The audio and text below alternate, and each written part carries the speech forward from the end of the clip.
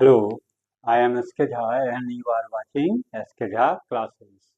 देखिए, आज हमारी जो क्लास होगी, अब हम लोग सीधे नेशनल इनकम पर आ जाते हैं। ठीक है, हमारी आज की क्लास जो है regarding the national income. National income में सम बेसिक कंसेप्ट। ठीक है, फिर पिछले क्लास में हम लोगों ने सर्कुलर फ्लो के बारे में बात किया। ठीक है, how the money come and return back to the आपका फर्म और प्रोड्यूसर्स। ठीक है, अब आपका अब हमारी नेशनल इनकम की क्लास स्टार्ट होती है, लेकिन उसको आपको आपका उस कैलकुलेशन पर जाने के पहले कुछ टर्म्स को हमको जानना बहुत ही जरूरी होता है। ठीक है, तो ताकि हमारा जो आगे का कैलकुलेशन हो वो हमारा मेक इट इजी, वो हमारे लिए बहुत ही इजी हो जाए।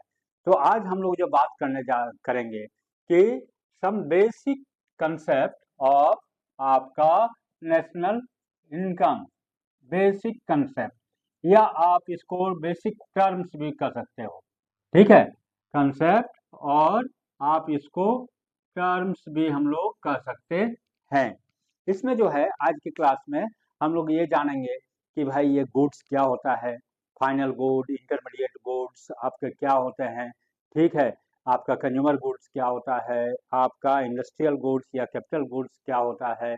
फिर हम लोग इसको जानने का कोशिश करेंगे कि टैक्सेस कितने तरह के होते हैं, डायरेक्ट और इनडायरेक्ट टैक्स क्या होता है, सब्सिडी किसको बोलते हैं, एनआईटी क्या होता है, डेप्रिसिएशन क्या होता है। तो इन सारे बातों के आज हम लोग we try to discuss all the things. ठीक है, चलिए, तो आज का क्लास मेरा बहुत ही इम्पोर्टेंट होने हम लोगों का जा रहा है। ठीक है, तो इसलिए इसको आप लोग जरा अटेंड आपको ध्यान पूर्वक इसको करने का कोशिश कीजिए। ठीक है, चलिए, तो लेट्स स्टार्ट टुडेज क्लास।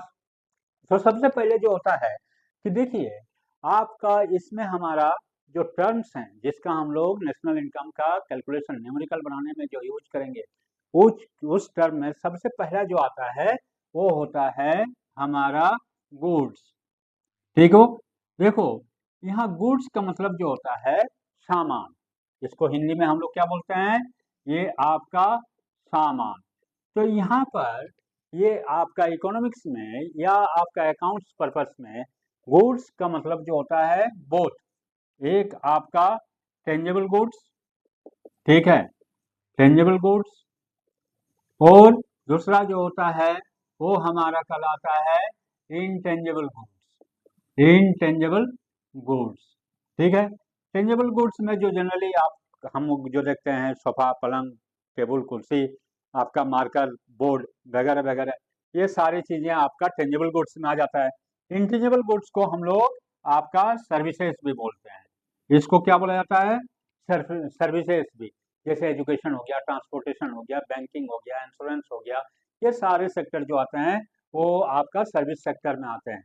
तो यहाँ पर हम लोग जो गुड्स का मतलब होता है both the tangible as well as the intangible goods. ठीक है, चलिए, तो इसमें आपको यहाँ पर हम लोग सबसे पहले ये जानने का कोशिश करेंगे कि ये गुड्स कितने तरह का आपका होता है। ठीक है, तो गुड्स जो होता है, एक होता है क्या, आपका फाइनल गुड्स। फाइनल गुड्स का मतलब होता है these goods are ready to consume. ठीक है, उसका फिनिश्ड प्रोडक्ट, इसको फाइनल गुड्स को क्या बोला जाता है, ये आपका फिनिश्ड प्रोडक्ट कहलाता है। ठीक है, finished product and ready to consume, these are ready to consume. Consume, जैसे मान लो ये मार्कर पेन है, ये आपका फैक्ट्री से बन के निकला, this is the finished product. ये रेडी टू कंज्यूम, ये शर्ट है आपका, ये फैक्ट्री से बन के चला और ये हमने खरीद लिया, ये आपको दुकान में आ गया, ये आपका फिनिश्ड गुड में आता है। ठीक है, समझ में आ गया, क्लियर। तो जो भी हमारे घर में हम लोग सामान देखते हैं, all are the finished goods, और आपका फाइनल गुड उसको बोला जाता है। ठीक है, दूसरा जो होता है वो होता है intermediate goods. Intermediate goods, intermediate goods का मतलब जो होता है कि देखो, इसको हम लोग रॉ मटेरियल भी बोलते हैं, रॉ मटेरियल, ठीक है। That means these goods are further process और use to make some other goods, to make some other goods, other goods. इन सारे सामान का इस्तेमाल जो होता है वो आपका दूसरे सामान बनाने में किया जाता है। जैसे मान लीजिए एक स्टील फैक्ट्री है, तो उसका रॉ मटेरियल क्या है, उसका कोल और आयरन ओर। तो आयरन ओर हो गया आपका इंटरमीडिएट गुड्स, ठीक है। तो उसमें क्या होता है कि by using all these things he make the steel और आयरन, ठीक है, क्लियर। तो इसको हम लोग इंटरमीडिएट गुड्स बोलते हैं। अब देखिए, कोई भी गुड्स जो है वो आपको particular goods can be final good और इंटरमीडिएट गुड्स। कोई एक ही सामान जो है वो कभी कभी मेरा फाइनल गुड भी हो जाता है और कभी कभी इंटरमीडिएट गुड्स भी आपके कहलाते हैं। जैसे मान लीजिए कि हमारा एक एग्जांपल देते हैं कि यहाँ पर आप मिल्क को ले लो, ठीक है, मिल्क को ले लो। तो ये मिल्क जो है वो आपको क्या होता है कि ये आपका जब हम और आप खरीद के ले आते हैं तो ये क्या बन जाता है, ये फाइनल गुड होता है भाई, इसको तो हमको फर्दर बेचना नहीं है। ये क्या होता है, ये आपका उसको प्रोसेस हम लोग अपने घर में या तो उसको पीते हैं, नहीं तो चाय दही छाछ वगैरह बना के उसको खाते हैं, ठीक है। तो ये मिल्क, लेकिन जब यही मिल्क आपका शॉपकीपर हलवाई जब खरीद के ले जाता है and who he make sweets from it, ठीक है, उस दूध का इस्तेमाल करके उसने क्या किया, वो आपको मिठाई बना लिया। तो भाई वो तो दूध बेचा नहीं, उसने क्या किया, इस दूध से वो मिठाई बना लिया और फिर मिठाई को उसने सेल किया, ठीक है। तो उसका जो फिनिश्ड प्रोडक्ट है इट इज आपको स्वीट, ठीक है। और उसका जो इंटरमीडिएट प्रोडक्ट हो गया ये आपका मिल्क हो गया, ये हमारा इंटरमीडिएट प्रोडक्ट हो गया, ठीक है। इंटरमीडिएट माने रॉ मटेरियल।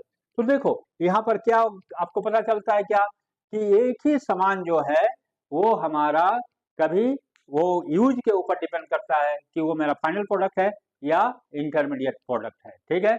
जब हम लोग नेशनल इनकम आपका कैलकुलेशन करेंगे तो उसमें the intermediate goods are not considered, ठीक है। सिर्फ हम लोग उसको फाइनल गुड्स का ही वैल्यू को हम लोग लेते हैं। क्यों उसको लिया जाता है, देखो जैसे मान लो कि ये हमारा मिठाई बना दूध से। अब एक किलो मिठाई का दाम मान लो 100 रुपीज है और 1 किलो दूध का दाम मान लीजिए 1 लीटर दूध का दाम 60 रुपीज है। तो इस 1 केजी मिठाई में आपका it include the price of the milk, ठीक है, उसमें दूध का भी पैसा आपका जोड़ा हुआ है प्लस वैल्यू एडिशन, वो सब थोड़ा बाद में हम लोग डिस्कस करेंगे। तो इसलिए उसमें दूध का अलग से दाम हम लोग नहीं जोड़ते हैं, सीधे सीधे मिठाई का दाम आपका जुड़ जाता है और यही हमारा फाइनल प्रोडक्ट कहलाता है। क्लियर, समझ में आ गया। चलो अब और इसको गुड्स को और आपका फर्दर क्लासिफाइड किया गया है, क्या आपका किसमें, तो एक होता है कंज्यूमर गुड्स और दूसरा होता है आपका कैपिटल गुड्स, ठीक है। देखिए सारा ध्यान से थोड़ा देखना ताकि आपको कंफ्यूजन नहीं हो। गुड्स का क्या होता है, एक होता है आपका कंज्यूमर गुड्स, ठीक है, और दूसरा जो होता है वो आता है आपका कैपिटल गुड्स। दोनों आपको फाइनल गुड्स हैं, ठीक है, ये both are the final goods. ये आपका फिनिश्ड प्रोडक्ट है, ठीक है, इससे आपको किसी तरह का दूसरा सामान नहीं बनाया जाता है। लेकिन जब यहाँ पर थोड़ा सा डिफरेंस क्या है कि कंज्यूमर गुड्स वो सारे सामान हैं जो कि एक कंज्यूमर अपना पर्सनल यूज के लिए, ठीक है, इस्तेमाल करते हैं, तो वो मेरा क्या होता है, वो आपका कंज्यूमर गुड्स कहलाता है। लेकिन आपको जब वो ही सामान इंडस्ट्री में आपका यूज होता है इन द मैन्युफैक्चरिंग प्रोसेस और these goods are going to help to make some other goods, they are called the capital goods, और इसको इंडस्ट्रियल गुड्स भी बोलते हैं, इंडस्ट्रियल गुड्स भी बोला जाता है। ठीक है, देखो जैसे आपका मान लीजिए कि हमने एक आप मिक्सर ग्राइंडर आपके घर में भी होगा, ठीक है, तो उसको अगर हम और आप खरीदते हैं तो वो मेरा कंज्यूमर गुड्स कहलाता है, क्योंकि उससे हमारे घर में जो मम्मी आंटी दीदी लोग हैं अपना उसका मसाला वगैरह पीसने के काम में यूज करते हैं, भाई उसको तो हम मसाला पीस के कहीं बेचते भी नहीं है और उस मिक्सर को भी हम किसी दूसरे को बेचते भी नहीं है। ठीक है, लेकिन वही मिक्सर ग्राइंडर थोड़ा सा हैवी में जब आपका किसी आपका मिल में, फ्लावर मिल या आपका जो मसाला बनाने वाली जो आपकी कंपनियां हैं उनके यहाँ जब यूज होता है या किसी रेस्टोरेंट वगैरह में जो यूज होता है तो वो हमारा इंडस्ट्रियल गुड्स या कैपिटल गुड्स कहलाता है। ठीक है, जैसे तो क्योंकि वहां पर वो आपका उसका जो फाइनल गुड है जो भी वो बनाती है उसका प्रोसेस में वो हेल्प करता है। ठीक है, उसका प्रोसेस में वो हेल्प करता है। जैसे मान लीजिए बहुत सारा आपका आ जाता है, आप अपने लिए एक कार खरीदते हैं तो आपका क्या हो गया, कंज्यूमर गुड्स में आ जाता है, लेकिन वही कार जब एक टूरिस्ट ऑपरेटर आपका खरीदता है तो वो आपका कैपिटल गुड्स या इंटरमीडिएट गुड्स आपको इंडस्ट्रियल गुड्स में आ जाता है, क्योंकि वो अपने लिए नहीं यूज करता है उसको, उससे वो क्या करता है कि उससे वो इनकम जनरेट करता है। ठीक है, तो इस तरह से बहुत सारे एग्जाम्पल्स हैं, आपका समझ में आ गया, क्लियर। चलो अब जो होता है क्या, कंज्यूमर गुड्स भी आपका it is again classified into different है। ठीक है, एक होता है क्या, durable goods. Durable goods, durable goods का मतलब क्या होता है, इसको व्हाइट गुड भी बोलते हैं। ठीक है, व्हाइट गुड में कंफ्यूजन नहीं कीजिएगा जी, ये सफेद कलर का ही सामान नहीं होता है। ड्यूरेबल का मतलब होता है which last more than 1 year. ठीक है, जो आपको कई सालों तक वो हमारे घर में यूज होता है, जैसे मान लीजिए पंखा हो गया, एसी हो गया, कूलर हो गया, आपका मोबाइल फोन हो गया। ठीक है, बहुत सारे टीवी है, कंप्यूटर है, लैपटॉप है, these are the durable goods. ठीक है, आपका वॉशिंग मशीन है, फ्रिज है, ये सारी चीजें जो हैं ये आपके क्या हैं, ड्यूरेबल गुड्स के आप इसमें आते हैं, क्योंकि इसका यूज हम लोग बार बार और कई बार कई सालों तक इसका इस्तेमाल करते हैं। चलिए अब नेक्स्ट जो आ जाता है semi durable. Semi durable goods वो होते हैं which is used for some time. ठीक है, और उसके बाद दे शुड बी डिस्ट्रॉयड और फिनिश्ड, जो कुछ समय के लिए आपका इस्तेमाल करते हैं और उसके बाद वो खत्म हो जाता है, जैसे आपके कपड़े, जूते, ये सारी चीजें जो हैं ये आपका सेमी ड्यूरेबल्स में आते हैं। भाई इसको तो एक बार में आपको यूज नहीं किया जाता है, ठीक है, और आपका उसका तो हम 2 महीना 4 महीना 6 महीना तक आपका यूज करते हैं, तो वो आपको क्या कहलाता है, सेमी ड्यूरेबल गुड्स में आता है। ठीक है, और तीसरा जो होता है वो डायरेक्ट आपका कंज्यूमर या आपका नॉन ड्यूरेबल गुड्स कहते हैं, इसको क्या बोलते हैं, तीसरा नॉन ड्यूरेबल गुड्स।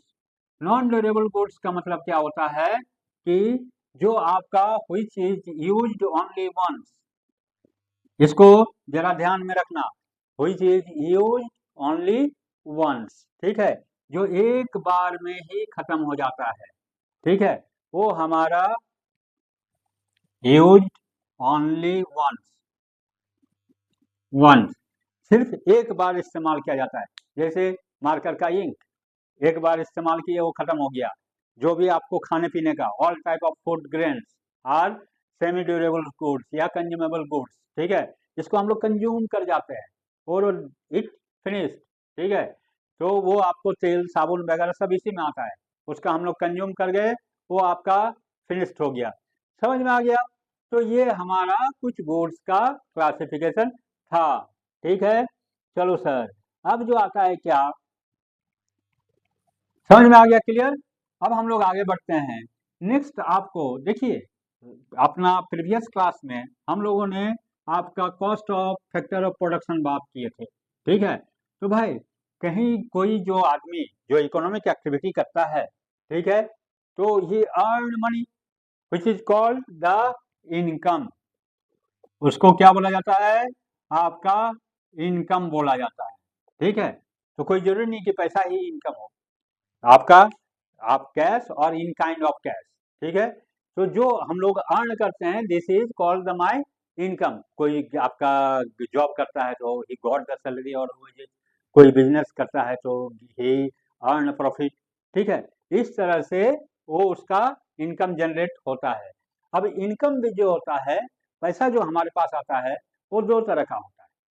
ठीक है, एक क्या कहलाता है, फैक्टर इनकम। फैक्टर इनकम, ये सारे टर्म्स का आगे यूज होगा, इसलिए आपको you must be careful regarding all these terms. तो फैक्टर इनकम का मतलब क्या होता है, वो पैसा जो काम करके हम पैसा कमाते हैं। देखिए, हमारे पास पैसा दो तरीके से आता है। ठीक है, एक काम करके पैसा आता है और एक बिना काम का पैसा आता है। तो जैसे मान लीजिए कि आपको पढ़ा रहे हैं, तो यहाँ से जो हमको इनकम जनरेट हो रहा है, जो हमको आपसे फीस मिल रहा है, ये हमारा क्या हो जाता है, फैक्टर इनकम, क्योंकि इसके लिए हमको मेहनत करना पड़ता है, काम करना पड़ता है। दूसरा इनकम जो आता है वो बिना आपका काम का पैसा आता है। जैसे मान लीजिए आपको पॉकेट मनी मिलता है, वो क्या है, वो आपका वो आपने तो कोई काम किया नहीं। ठीक है, अभी तो आप पढ़ाई कर रहे हैं, तो आपका एम्प्लॉयमेंट तो है नहीं, लेकिन फिर भी आपके पास पैसा है। ठीक है, तो उसको हम लोग बोलते हैं ट्रांसफर इनकम।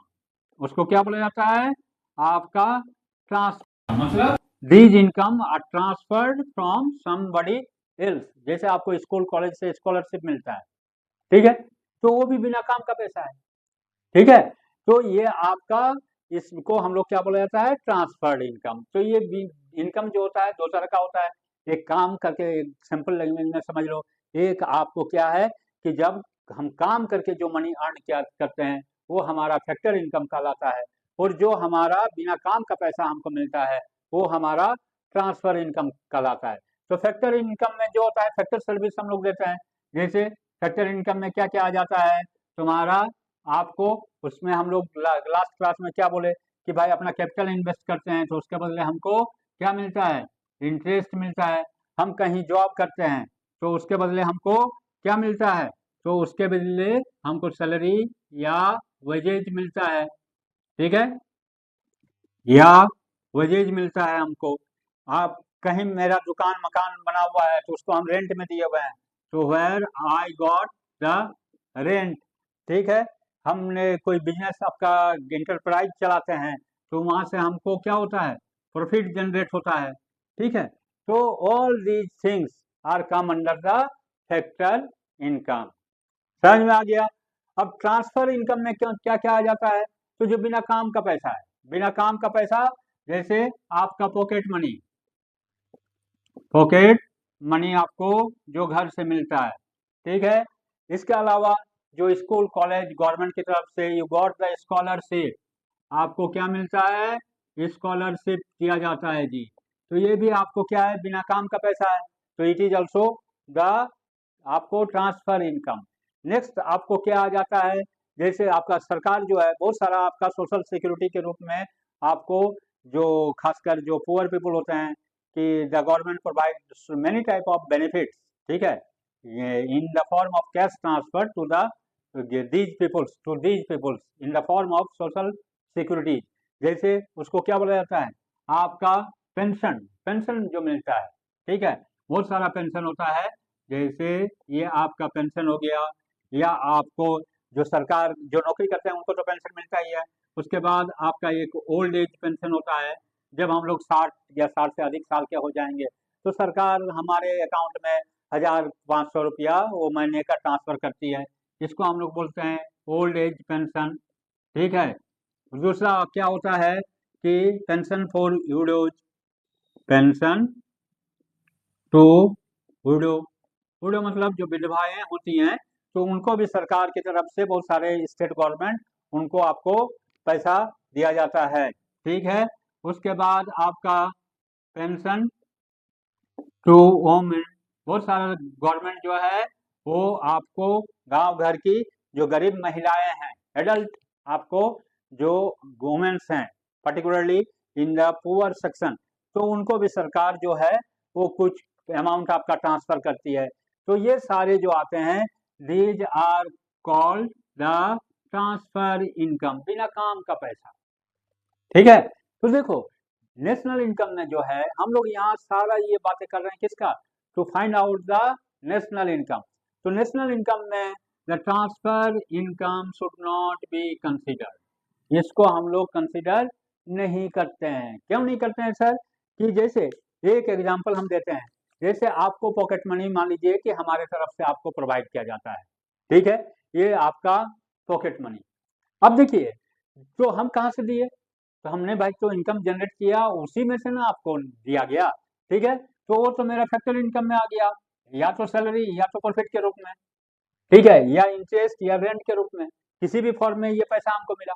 अब इसका एक पार्ट हम क्या किए कि इसका एक पार्ट को हम ट्रांसफर कर दिए, ठीक है। मान लीजिए यहाँ से हमको 100 रुपया हमारा इनकम जनरेट होता है और इस out of 100 I transfer 25 rupees to you, ठीक है, as a pocket money. Clear? तो अब देखो इसमें तो हमारे पास कितना बच गया, ये आपका 100 में से 25 रुपया ट्रांसफर कर दिए तो बच गया 75 टका, ठीक है। लेकिन ये जो 25 रुपया है ये तो ये 100 रुपया में भी है ना, इसी का हिस्सा है।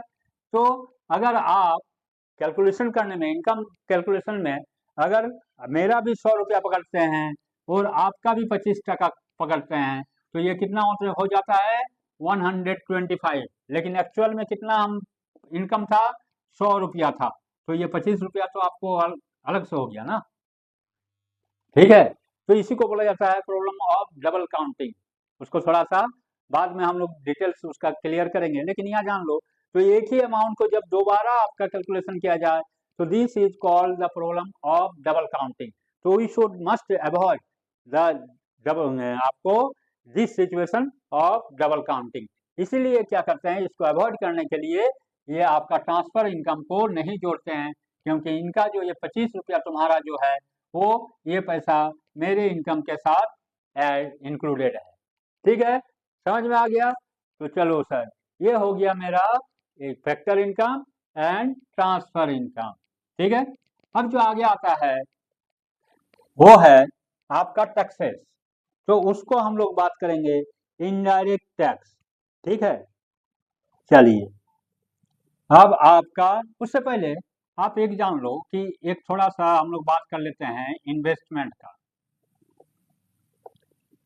देखिए हम लोग लास्ट क्लास में भी बात किए थे कि आपका the process of economy, process क्या होता है, प्रोडक्शन, कंजम्पशन एंड इन्वेस्टमेंट। तो investment means not saving, this is not equal to saving. जो बैंक में हम खर्चा होने के बाद जो पैसा मेरा बच जाता है उसको जो हम बैंक में रखते हैं तो वो हमारा सेविंग कहलाता है, बट नॉट द इन्वेस्टमेंट, वो हमारा इन्वेस्टमेंट नहीं है। इन्वेस्टमेंट का मतलब होता है जब उसको हम कहीं इन्वेस्ट करते हैं किसी भी चीज में, जमीन खरीदे, मकान बनवाए, गाड़ी खरीदे, घोड़ा खरीदे, कुछ कंप्यूटर खरीदे, लैपटॉप खरीदे, तो ये आपका क्या होता है, उससे आपका इकोनॉमिक जनरेट होती है, ठीक है। कंपनी का सामान बिका तो उसका क्या हो गया, इनकम जनरेट होता है। तो इन्वेस्टमेंट को आपको कैपिटल फॉर्मेशन भी बोला जाता है, कैपिटल फॉर्मेशन, ठीक। अब जैसे मान लीजिए मैंने कहीं मकान बनाया तो भाई एक बिल्डिंग बन गया ना, तो ये नंबर ऑफ हाउस में वो कैलकुलेशन हो जाएगा, ऐड हो जाएगा, तो this is called the also called the capital formation. Clear? चलो अब हम लोग आगे बढ़ते हैं, ठीक है। अब आता है क्या, ये इन्वेस्टमेंट भी आपको जो कोई हमारा सामान बनता है, ठीक है, तो वो आपका इन्वेस्टमेंट के कारण ही बनता है। जैसे आप सुनते होंगे कि एक वर्ड होता है FDI, FDI, FDI means BST में आप लोग पढ़े हैं, फॉरेन डायरेक्ट इन्वेस्टमेंट, ठीक है। मतलब विदेशों से जो पैसा, जो कंपनियां, मल्टीनेशनल कंपनियां हमारे देश में फैक्ट्री वगैरह लगाने, बिजनेस करने के लिए जो आती है तो इट ब्रिंग्स देयर कैपिटल, वो कैपिटल के रूप में वहाँ का आपका क्या आता है, फॉरेन एक्सचेंज ले आती है, तो this is called foreign direct investment. तो वो इन्वेस्ट करती है यहाँ, उससे क्या होता है, उससे हमारा कैपिटल फॉर्मेशन होता है। कैपिटल फॉर्मेशन जैसे कोई फैक्ट्री लगी तो भाई फैक्ट्री लगी, एसेट तैयार हो गया मेरे लिए, ठीक है, हमारे देश के लिए। अब जब कंपनी यहाँ से मान लो छोड़ के जाएगी तो भाई वहाँ का वो जमीन जायदाद तो अपने साथ नहीं ले जा सकती है। मान लीजिए एक फोर्ड कार कंपनी थे आप, ठीक है, आप नाम सुने होंगे, बहुतों के पास इस कंपनी की कार अभी भी है। तो वो बंद होके वो चली गई, अमेरिकन कंपनी थी, लेकिन उसकी जो फैक्ट्री है अभी भी it is as it is, Tamil Nadu में आपका वो फैक्ट्री आपका है, अभी भी वो जो हम कहते हैं वो पड़ी हुई है। तो ये आपको क्या होता है कि दिस इज कॉल्ड इन्वेस्टमेंट। समझ में आ गया? चलो अब हम लोग क्या आता है नेक्स्ट आपका इनडायरेक्ट टैक्स। इनडायरेक्ट टैक्स, देखो there are two type of taxes, एक होता है डायरेक्ट टैक्स, एक होता है इनडायरेक्ट टैक्स। तो डायरेक्ट टैक्स जो होता है जो हम लोग देते हैं इनकम टैक्स कहलाता है। डायरेक्ट टैक्स क्या कहलाता है? तुम्हारा इनकम टैक्स कहलाता है, ये आपको डायरेक्ट टैक्स, ठीक है। तो इसमें आपको income tax, corporate tax, wealth tax वगैरह वगैरह आ जाता है, ये अलग सब्जेक्ट मैटर हो जाता है, ठीक है। ये आपका इनकम टैक्स वगैरह, रेवेन्यू वगैरह में आप लोग पढ़े होंगे 11 क्लास में, ठीक है। तो ये आपका इनकम टैक्स ईटीसी आ जाती है, कॉर्पोरेट टैक्स इसमें जोड़ लो, ये सारा आ जाता है। तो इसको अभी हमको नहीं करना है। यहाँ पर हम क्या देखेंगे? Indirect tax. तो इनडायरेक्ट टैक्स में क्या आता है कि जो आपको उस क्या बोला जाता है इसको, हम लोग अभी वो it is famous in the name of GST, goods and service tax. जो हम लोग सामान खरीदते हैं उस पर जो सरकार चार्ज करती है, this is called indirect tax. समझ में आ गया? तो इनडायरेक्ट टैक्स में क्या आ जाता है? जीएसटी आ जाता है, बहुत जगह पर आपका पेट्रोल डीजल में वैट लगता है, वैल्यू एडेड टैक्स, ये आ जाता है, कस्टम ड्यूटी आ जाती है, एक्सपोर्ट इंपोर्ट में आपका इसका चार्ज किया जाता है, ठीक है, वगैरह वगैरह, ये ईटीसी, ये हमारा हो गया इनडायरेक्ट टैक्सेस में आते हैं। क्लियर? हम लोग का यहाँ पर जो in the calculation of national income we use the indirect taxes not the direct taxes. Clear? समझ में आ गया? अब आपका एक होता है सब्सिडी, ठीक है, एक क्या होता है तुम्हारा सब्सिडीज। सब्सिडीज का मतलब होता है कि it is direct transfer to the आपका कंपनी या manufacturer, to the company from the government, from the government, सरकार के तरफ से कुछ आपका प्रोडक्शन में, कुछ प्रोडक्ट में आपको जो उसके मैन्युफैक्चरर होते हैं तो उनको आपको क्या किया जाता है, कुछ आपको पैसा उसका जो कॉस्ट है उसका आपका ट्रांसफर किया जाता है, गवर्नमेंट देती है, ताकि वो जो प्रोडक्ट है वो हमारा एक जेन्युइन प्राइस में कंज्यूमर को अवेलेबल हो। These are called the subsidise rate, इसको क्या बोला जाता है? Subsidise rate. इसमें सब्सिडी जोड़ा हुआ है। जैसे आपको अभी खेती बाड़ी का टाइम है तो इसमें जो आपको जितने भी फर्टिलाइजर्स हैं, जो आपका केमिकल फर्टिलाइजर्स हैं, यूरिया, डीएपी, पोटास, ठीक है, ये सारे जो होते हैं तो इसमें गवर्नमेंट आपका सब्सिडी प्रोवाइड करती है। तो वो जो होता है वो आपका क्या होता है? तो this is called the subsidy. उसमें जो मैन्युफैक्चरर होते हैं, एक बोरी यूरिया का मान लीजिए 700-800 रुपया दाम है, लेकिन actual cost it is more than double, वो 1700-1800 रुपया पड़ता है। तो बाकी का पैसा कंपनियां लॉस में बेच रही है क्या? नहीं, वो क्या करती है कि जो मार्केट प्राइस है उसके अलावा जो उसका एक्स्ट्रा जो कॉस्ट है it is recovered from the government और रिमबर्स्ड बाय द गवर्नमेंट, गवर्नमेंट उसको कंपनसेट करती है। This is called the subsidy, ठीक है। जैसे हमारे और आपके घर में जो एलपीजी सिलेंडर आपका यूज होता है तो उसमें सरकार पहले तो बहुत ज्यादा सब्सिडी आपका दिया जाता था, लेकिन आजकल 30-35 रुपये का आपका वो पैसा आपके अकाउंट में रिटर्न आता है। तो दिस इज द सब्सिडी, वही आपका क्या कहलाता है? सब्सिडी कहलाता है। क्लियर? समझ में आ गया? तो देखो अब इस यहाँ पर जो है हम लोग यहाँ पर अब इसको क्या बोलते हैं, इनडायरेक्ट टैक्स को शॉर्ट में हम लोग आगे आईटी बोलेंगे। क्या बोलेंगे? ये हमारा आईटी बोलेंगे। तो यहाँ पर एक और वर्ड हम लोग यूज करेंगे, net indirect tax. Net indirect tax, net indirect tax को शॉर्ट में क्या बोला जाता है? NIT, शॉर्ट में क्या बोलते हैं इसको, NIT बोला जाता है। ठीक है, तो देखो ये जो निकलता है ये इनडायरेक्ट टैक्स, जितना आपका जीएसटी वगैरह आपका उसमें लगा हुआ है, तो ये आपको क्या हो गया, इनडायरेक्ट टैक्स, और इसमें आपको माइनस कर देंगे क्या, सब्सिडीज, जो सब्सिडीज मिला उसको माइनस कर दीजिए, जो आपको बचा वो NIT देता है। ये सब नोट कर डाउन भी करते साथ में चले जाइए, क्योंकि इस सब का आगे हम लोग आपका यूज करेंगे। ठीक है, चलिए अब जो आता है ये आपको समझ में आ गया। चलो भाई, नेक्स्ट जो हमारा आता है वो होता है इसका, एक मिनट, ठीक है, चलिए नेक्स्ट जो आ जाता है वो हमारा होता है फैक्टर कॉस्ट। ठीक है, आपका इसको क्या बोलते हैं, फैक्टर कॉस्ट। फैक्टर कॉस्ट का इसको शॉर्ट में हम लोग क्या बोलते हैं, FC। और एक दूसरा होता है क्या, मार्केट प्राइस, मार्केट प्राइस। ठीक है, तो फैक्टर कॉस्ट इसको बोला जाता है शॉर्ट में MP। तो ये सब सारा आपका देख लीजिएगा। ठीक है, सब नोट डाउन करते चले जाइए। तो फैक्टर कॉस्ट जो होता है, this is the cost of, factor cost of production, ये क्या है हमारा, फैक्टर कॉस्ट ऑफ प्रोडक्शन।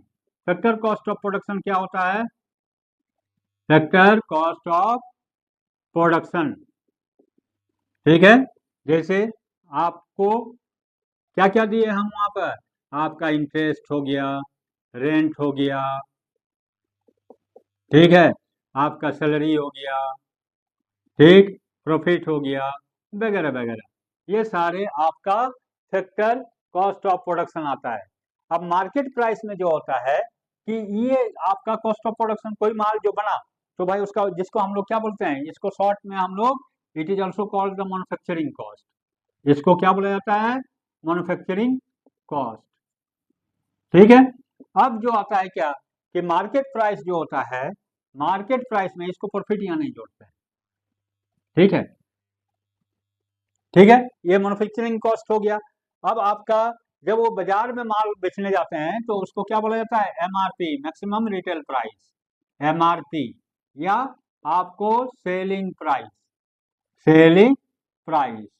ठीक है, तो कंपनियां इसमें क्या करती है कि ये जो हमारा फैक्टर कॉस्ट है, मैन्युफैक्चरिंग कॉस्ट है, तो उसमें आपका cost of production, cost of production, ठीक है, जो होता है, प्लस उसमें हम लोग क्या करते हैं, उसमें हमारा क्या करते हैं कि टैक्स, जो अभी हमने बताया GST वगैरह उसमें जुड़ जाता है। ठीक है, तो ये तुम्हारा इनडायरेक्ट टैक्स को उसमें ऐड कर लो, इनडायरेक्ट टैक्स को, प्लस इसमें प्रॉफिट ऐड कर लेते हैं, प्रॉफिट ऐड कर लेते हैं। तो वो जो होता है ये कुल मिला के आपका MRP, जो आप प्रोडक्ट में जो हम और आप खरीदते हैं, तो मान लीजिए मार्कर पेन है, तो इसका MRP जो भी आपको 30-40 रुपया जो भी इसका MRP है, तो वो आपको क्या है कि उसमें उसका कॉस्ट ऑफ प्रोडक्शन है, इसमें जो इंक लगा, प्लास्टिक लगा, मशीन लगा, लेबर लगा, वो सारा है, प्लस इसमें जो टैक्स है, आप देखेंगे कोई भी प्रोडक्ट हम लोग खरीदते हैं तो लास्ट में क्या लिखा हुआ रहता है, इंक्लूसिव ऑफ ऑल टैक्सेस, तो उसमें टैक्स भी जुड़ा हुआ है, और प्लस इसमें जो इंटरप्रेनर हैं उनका अपना प्रॉफिट भी जुड़ा हुआ है, तो वो हमारा MRP को देता है।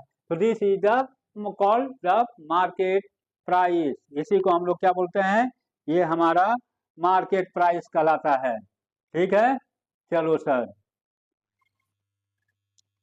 अब तुम्हारा क्या आता है, इसको समझ में आ गया।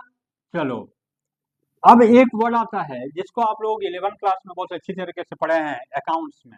ठीक है, उसका भी यहाँ पर हम लोग क्या करेंगे, इस्तेमाल करेंगे। This is called the depreciation, इसको क्या बोलते हैं, डेप्रिसिएशन। ठीक है, डेप्रिसिएशन, तो डेप्रिसिएशन का मतलब क्या होता है, इसको हिंदी में बोलते हैं तुम्हारा मूल्यह्रास। ठीक है, कमी। ठीक है, it is a reduction in the value of a fixed asset, जो फिक्स्ड एसेट है, it is a reduction it is a reduction in the value of fixed asset.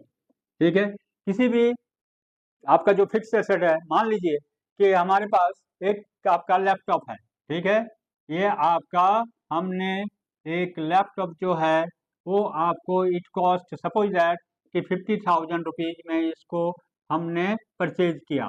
कब? इसको सपोज कि ये 2020 में हमने परचेज किया, ठीक है।